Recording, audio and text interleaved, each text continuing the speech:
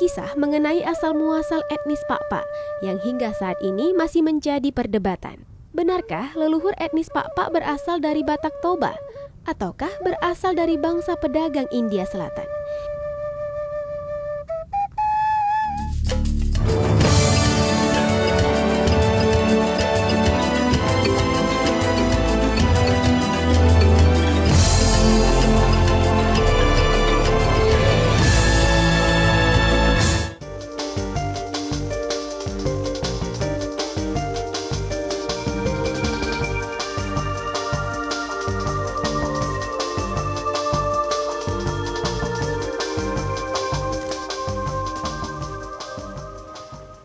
Anjua pemirsa, selamat datang di Kabupaten Pakpak Barat, sebuah kabupaten yang memiliki catatan penting dalam sejarah peradaban bangsa Indonesia. Dalam perjalanan kali ini kami akan memotret mengenai sejarah dan kebudayaan Pakpak lebih dekat, dan kita juga akan melihat sejumlah tanaman etnobotani yang merekam tentang jejak kehidupan dan perdagangan kuno di Nusantara. Dan ini khusus kami sajikan hanya untuk Anda, jadi jangan kemana-mana, ikuti terus perjalanan tim potret.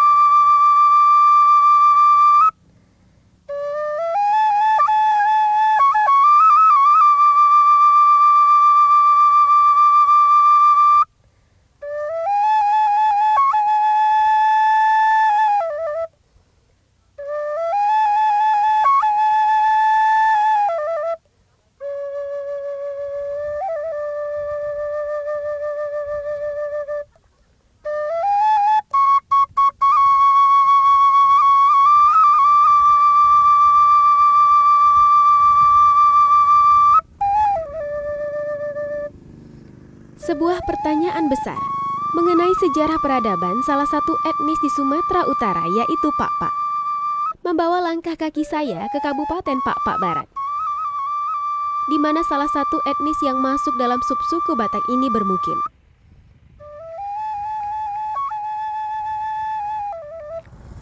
Selain di daerah ini, etnis Pakpak juga banyak tersebar di Kabupaten Dairi, Humbang Hasundutan, Tapanuli Tengah, Aceh Singkil, dan Kota Subulu Salam.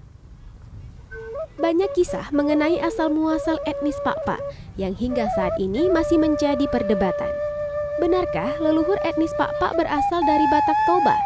Ataukah berasal dari bangsa pedagang India Selatan? Inilah yang ingin kami ketahui lebih dalam, pemirsa.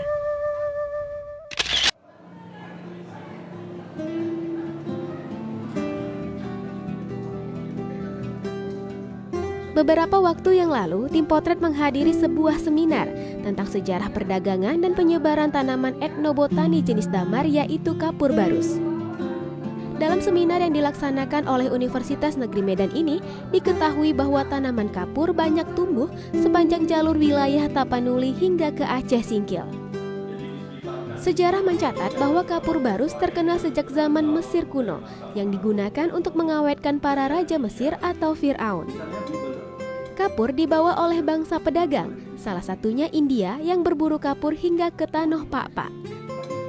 Kemudian muncul anggapan bahwa kedatangan bangsa India Tondal inilah yang menjadi asal mula etnis Pakpak yang ada saat ini.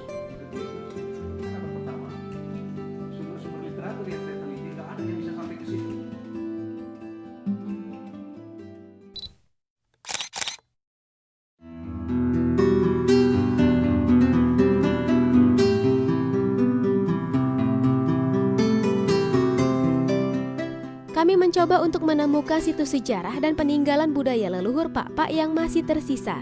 Salah satunya adalah situs Mejan Manik Lebuh Aritutun. Sebelumnya, saya sudah membuat janji dengan tokoh masyarakat Sukutni Entula. Ya, terima kasih.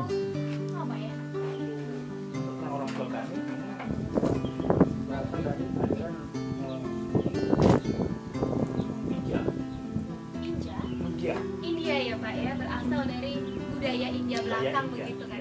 Baik Pak, terkait dengan kalau kita menelisik ke belakang mengenai sejarah kebudayaan dan asal-usul bangsa Pak sendiri.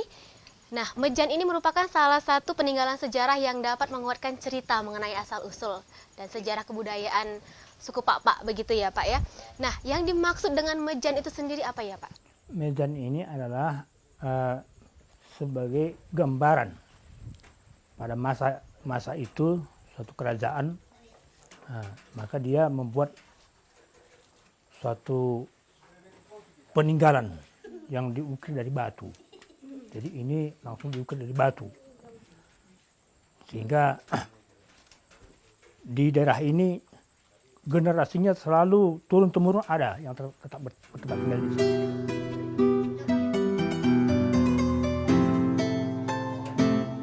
Menurut tinjauan dari Balai Arkeologi Sumatera Utara, keberadaan Mejan ini tidak dapat dilepaskan dari pengaruh Hindu yang dibawa dari India. Patung berbentuk angsa berfungsi sebagai tutup batu pertulanan, tempat penyimpanan abu jenazah leluhur Pak yang dahulu dimakamkan dengan cara kremasi. Ini dinilai sebagai deskripsi etnik Pak yang meleburkan seni dan budaya Hindu dengan Mejan yang sudah ada lebih dulu.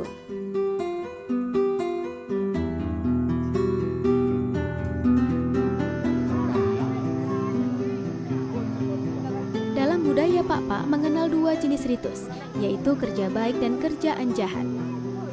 Dari warga kami mendapatkan gambar video tentang ritus baik, yaitu acara penanda tahun yang dilakukan di sekitar Mejan.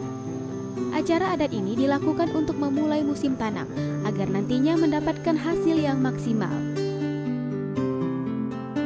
Dalam kedua ritus biasanya menggunakan kata-kata yang berasal dari bahasa Sanskerta, seperti kata Hum dalam mantra penolak mimpi buruk yang berasal dari kata Hum yang terdapat dalam kitab suci Hindu yaitu Weda.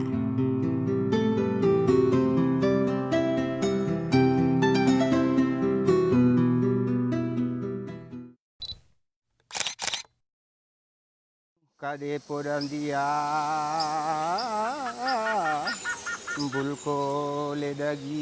Tidak jauh dari situs Mejan, saya sedikit melakukan perjalanan ke dalam hutan untuk melihat aktivitas marga Mejan atau petani kemenyan.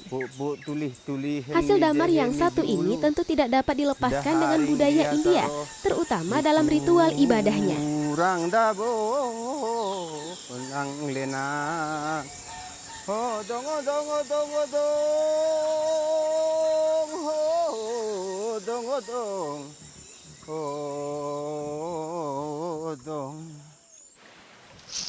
Halo, selamat siang Bapak. Selamat siang. Potret Dai TV. Sedang apa nih? Menderes ya Pak ya? Iya, menderes kemenyan. Kemenyan. Oh, ini dia. Oh, belum ada aromanya Pak ya? Ya, belum. Dibakar baru keluar wanginya ya. Oke. Pak Malik sejak kapan berkebun menyan? Sejak nenek saya. Oh, sudah diturunkan ya dari leluhur dulu. Iya. Tadi juga Kumari mendengar ada suara seperti bersyair dan bernyanyi begitu Pak ya. Itu tadi apa Pak? Itu menggambarkan, karena artinya menggambarkan perasaan saya sendiri, di mana saya di tengah hutan sendiri, meninggalkan keluarga saya di rumah atau istri, anak-anak dan lain-lain sebagainya. Jadi saya itu nyanyi odong-odong namanya kalau di sini, mencurahkan kesedihan saya itu, maka saya nyanyi dengan nyanyi odong-odong kayak gitu. Ongkong ale birik-birik dua sentalan kabang bije kabang bijulu. Masuknya pengaruh Hindu ke Nusantara, termasuk pula Tanah Papa, membuat tradisi membakar kemenyan banyak kita jumpai saat ini. Tanah Papa sejak dulu dikenal sebagai penghasil kemenyan. Dengan demikian, selain berburu kapur, pedagang India juga mencari kemenyan untuk keperluan upacara sakral keagamaan Hindu. dagi.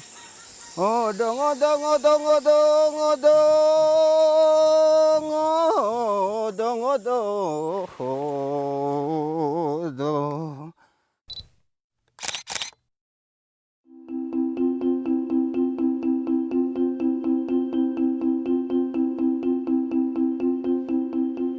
Perjalanan ini juga membawa saya bertemu dengan seorang tokoh budaya Pak Barat, yaitu Mansehat Manik.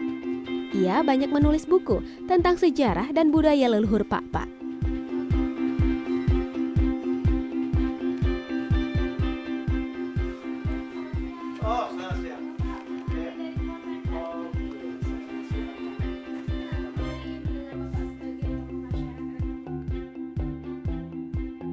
Untuk menerangkan lebih dalam mengenai asal-usul dan budaya leluhur Pak Mansehat mengajak saya ke sebuah galeri kecil milik pribadi.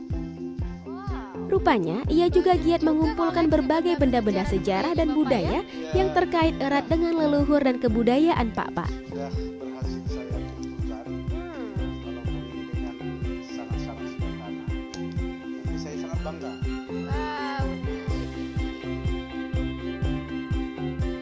Pak Mansehat ini banyak sekali loh koleksi benda sejarah dan budayanya. Sejak kapan Bapak mulai mengumpulkan ini semua, Pak? Iya, jadi ini memang bukan pekerjaan singkat ya. Ini sudah saya kumpulkan sejak lama, tapi dulu belum berada pada suatu ruang begini. Saya mulai anak muda sudah mengumpulkan ini satu persatu.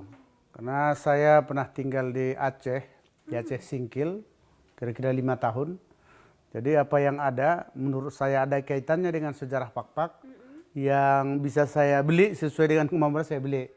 Kemudian saya kumpul di rumah, Jadi belum punya tempat seperti ini. Nah, ini sampai sekarang kira-kira sudah hampir 20-an tahun lah. Iya, jadi memang tahun 1984 ya ketika saya lulus SMA, saya itu mengambil program jurusan sejarah di IKIP Negeri Medan dulu. Jadi memang sudah dari dulu, apalagi orang tua saya juga adalah pencinta-pencinta sejarah. Juga pemain musik tradisional. Nah, ini juga menarik Pak, mengenai benda-benda bersejarah dan juga budaya, mana yang paling mendekati cerita tentang asal-usul dari leluhur suku Pak? Iya, jadi memang bisa dikatakan hampir seluruhnya ini sebenarnya. Ya, hampir seluruhnya ada kaitannya dengan masyarakat Pak. Jadi saya yakin kalau orang Pak ini, tapi sebagiannya. Kenapa saya katakan sebagian? Karena sebagian orang Pak ini datang kemudian. Setelah orang Pak ada di sini, ada yang datang kemudian. Ada yang datang dari Toba, ada juga. Tapi ini saya bicara tentang aslinya lah penduduk di sini. Bisa saya katakan, saya berat pikiran saya bahwa orang Pak ini berasal dari, katakanlah yang ada hubungannya dengan laut lah. Berarti kalau kita pelajari, mungkin saya lebih berat mengatakan berasal dari India.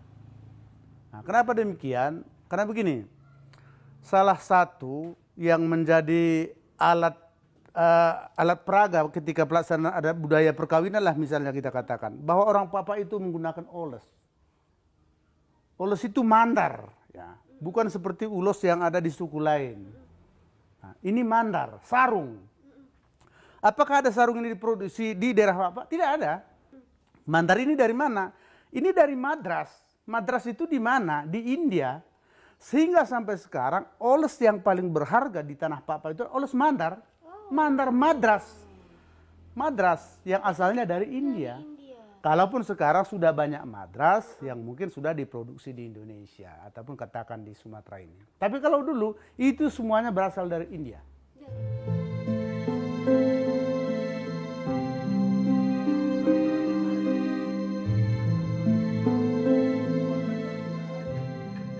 Ketertarikan Pak Mansehat pada benda-benda sejarah dan budaya Pak ini tak lain karena kecintaannya pada budaya leluhur yang melekat dalam jati dirinya. Sejumlah benda budaya mulai dari peralatan rumah tangga, pertanian, perkebunan, alat penangkap ikan, ornamen budaya dan seni, serta alat musik tradisional, semua koleksi ini menggambarkan bagaimana kehidupan para leluhurnya dahulu kala berlangsung, sekaligus menjelaskan akar budaya tersebut berasal. Pak Mansehat tidak sekedar hobi mengumpulkan berbagai peninggalan sejarah ini. Ia juga memahami kisah yang tersimpan di dalamnya. Begitu juga dengan musik tradisional Pak yang lahir dari kebudayaan atau kebiasaan hidup para leluhur. Selain mengetahui maknanya, Pak Mansehat juga mahir memainkannya loh pemirsa. Yuk kita dengarkan.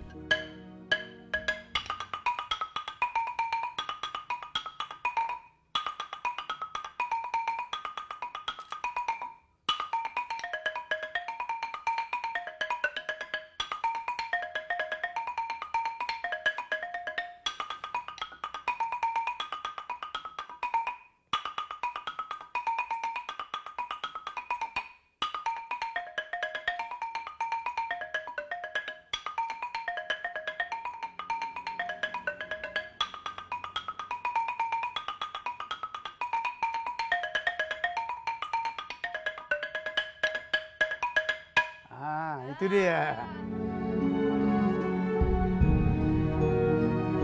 Dari galeri mini miliknya, Pak Mansehat mengajak saya untuk melihat koleksi kain tradisional Pak di salah satu sudut rumahnya. Selama ini saya hanya mengetahui satu jenis kain tradisional Pak yang disebut dengan oles Pak. Tadi Bapak sempat menyebutkan kain madras, itu yang mana sebenarnya sih Pak? Ya, jadi kalau memang madras yang aslinya saya katakan ya mungkin harus cari di Madras di India ya. Tapi sekarang ini juga madras, tapi mungkin sudah bisa diproduksi ya di Sumatera Utara sudah ada. Inilah madras. Ini yang namanya kain madras? Ini yang namanya madras. Bisa ini yang namanya kain madras? Ya, jadi seperti kain sarung ya Pak? Iya, ini kan sarung memang. Makanya mandar namanya, mandar. Ini mandar. Mandar. Jadi kalau orang Pak itu melaksanakan kerja adat, katakanlah pernikahan, maka ini oles inilah yang dibayar oleh pihak si lelaki. Nah kalau untuk kain mandar ini, kalau dulu barangkali dibawa dari India, gitu Pak. Kalau sekarang sudah diproduksi belum ya, khususnya untuk di Pak dulu deh gitu. Iya, jadi kalau mandar ini untuk memproduksinya juga di daerah Pak belum juga ada, belum. Jadi kita masih membeli juga. Tapi tetap menghargai kaidah-kaidah madrasnya. Jadi di sini mereknya juga ada madras. Nah, itulah menandakan bahwa dari dulu itu kita memang menggunakan madras ini. Kalau madras namanya dulu kain, sudah terbaik lah itu. Harganya sudah. Sebelum mengenal kain, pakaian yang digunakan oleh orang Pak terbuat dari kulit kayu. Kemudian muncul dugaan bahwa datangnya orang India turut pula membawa pengaruh pada budaya berpakaian suku asli yang mendiami tanah Pak. Dari motif oles Pak yang dimiliki oleh Pak Mansehat ini sangat sederhana, berupa garis-garis sama halnya dengan motif yang terdapat pada kain madras. Oh, ini ke depan. Ininya memang begini Pak ya? Iya, sudah. Begini saja kah? Iya. Oh iya. Lihat di kaca pun nanti udah cantik. Oh pemirsa, gimana? Saya sudah seperti anak gadis dari suku Pak kah? Ya, lebih anggun lagi. Oh lebih anggun lagi. Iya. Wah. Iya. Wah, sudah pas ini Pak. Sudah. Jadi Kumari seperti tinggal dikasih marga dari suku Pak aja nih ya Pak ya.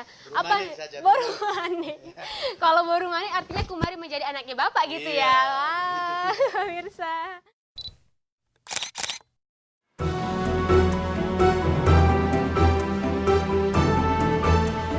Untuk menarik kesimpulan dari penelusuran kami mengenai sejarah dan asal-muasal etnis Pak, kami menemui seorang peneliti dari Balai Arkeologi Sumatera Utara yang telah melakukan kajian mengenai sejarah peradaban budaya Pak. Selamat siang, Pak Eri. Apa Pak? Sedang memilah-milah kelam ini Pak? Iya. Pak Eri, kita telah berkunjung ke Kabupaten Pak Barat ya. Kunjungan kita ke sana itu ingin mencari tahu bagaimana sebenarnya sejarah peradaban etnis Pak begitu Pak, terutama dari mana sih leluhur mereka itu berasal begitu, karena seperti diketahui bahwa masyarakat Pak ini menganggap bahwa mereka itu kalau dari sisi antropologi kan digolongkan dengan Batak Toba begitu.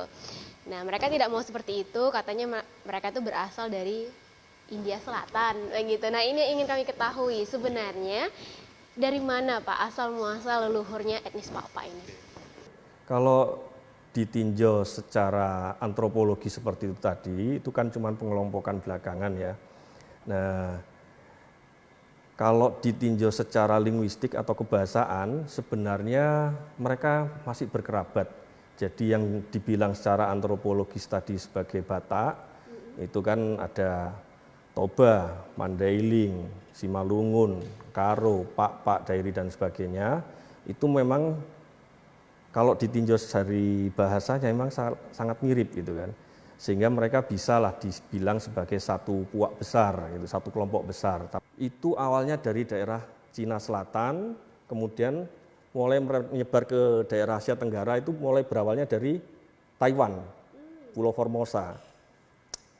Dari Taiwan itu sekitar 6.000 atau 5.000 tahun yang lalu, mereka kemudian menyebar, ada yang sampai ke Sumatera, daratan Asia Tenggara dulu, kemudian baru masuk ke Sumatera, ada lagi migrasi yang sampai ke Filipina, baru masuk Sulawesi, baru turun ke bagian selatan Kepulauan Nusantara. Nah, leluhur orang-orang yang masuk dari daratan kemudian masuk Sumatera inilah nanti yang menyebar menjadi beberapa kelompok lagi di Pulau Sumatera ini yang kita sebut sekarang mungkin orang Aceh, orang Gayo, orang Karo, termasuk juga kemudian orang Papa, orang Toba dan sebagainya. Itu satu kelompok yang besar dulunya. Nah, kemudian seiring perjalanan waktu, akhirnya terpisahlah mereka secara geografis sehingga mengembangkan budaya dan bahasanya masing-masing, kan gitu. Masuknya pengaruh agama Hindu-Buddha, mereka masih mempercayai itu, mempercayai leluhur nenek moyang. Nah, ketika masuk pengaruh-pengaruh yang belakangan, pengaruh dari India misalkan, itu kan mungkin ada beberapa aspek yang bisa kita lihat. Misalkan pada motif hias gitu kan. Di beberapa rumah saya lihat ada motif-motif hias yang bisa kita rujuk ke India sana. Misalkan ada motif gorga bentuknya kepala manusia. Nah, setelah dibandingkan dengan bentuk yang mirip kurang lebih sama dengan yang di India, ternyata ada bentuk yang mirip sekali, itu bentuk kepala Wisnu yang distilir sedemikian rupa sehingga bentuknya seperti yang dipasangkan di salah satu rumah tradisional di Pak sana.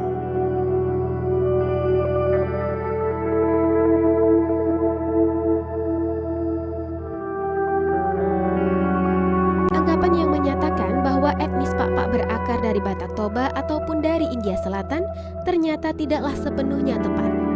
Pada kenyataannya, sebelum kehadiran bangsa India Selatan ke Nusantara, telah berlangsung kehidupan manusia dari suku bangsa Austronesia yang berasal dari sebuah wilayah yang kini kita kenal dengan Taiwan.